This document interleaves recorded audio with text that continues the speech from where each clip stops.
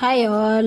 ఇంకా ఫెస్టివల్ రాబోతూ ఉంది కదా, మేమైతే పిల్లలకి హెయిర్ కట్ చేపిద్దాము అని చెప్పి అనుకున్నాము. ఇంకా పాపకైతే ఇంకా బేబీ క్రాఫ్ట్ చేపించేసి నెక్స్ట్ ఇంకా హెయిర్ పెంచేద్దాము అని చెప్పి అనుకొని అంత ఈవెన్గా ఉండే విధంగా కట్ చేయమని చెప్పి అయితే తీసుకొని వెళ్ళామన్నమాట. ఫస్ట్ అయితే పాపకి కట్ చేసేసారు, నీట్గా ట్రిమ్మర్తో కూడా చేశారనమాట.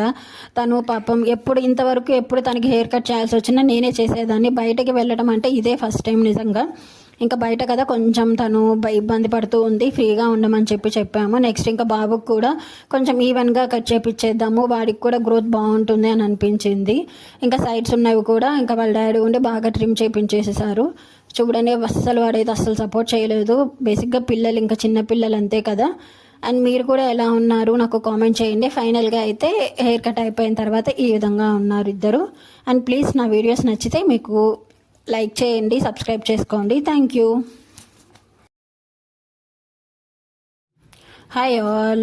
ఇంకా ఫెస్టివల్ రాబోతూ ఉంది కదా, మేమైతే పిల్లలకి హెయిర్ కట్ చేపిద్దాము అని చెప్పి అనుకున్నాము. ఇంకా పాపకైతే ఇంకా బేబీ క్రాఫ్ట్ చేపించేసి నెక్స్ట్ ఇంకా హెయిర్ పెంచేద్దాము అని చెప్పి అనుకొని అంత ఈవెన్గా ఉండే విధంగా కట్ చేయమని చెప్పి అయితే తీసుకొని వెళ్ళామన్నమాట. ఫస్ట్ అయితే పాపకి కట్ చేసేసారు, నీట్గా ట్రిమ్మర్తో కూడా చేశారనమాట.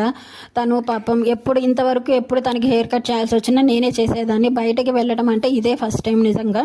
ఇంకా బయట కదా కొంచెం తను ఇబ్బంది పడుతూ ఉంది, ఫ్రీగా ఉండమని చెప్పాము. నెక్స్ట్ ఇంకా బాబుకి కూడా కొంచెం ఈవెన్గా కట్ చేపించేద్దాము, వాడికి కూడా గ్రోత్ బాగుంటుంది అని అనిపించింది.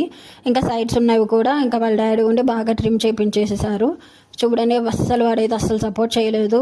బేసిక్గా పిల్లలు ఇంకా చిన్న పిల్లలు అంతే కదా. అండ్ మీరు కూడా ఎలా ఉన్నారు నాకు కామెంట్ చేయండి. ఫైనల్గా అయితే హెయిర్ కట్ అయిపోయిన తర్వాత ఈ విధంగా ఉన్నారు ఇద్దరు. అండ్ ప్లీజ్ నా వీడియోస్ నచ్చితే మీకు లైక్ చేయండి, సబ్స్క్రైబ్ చేసుకోండి. Thank you.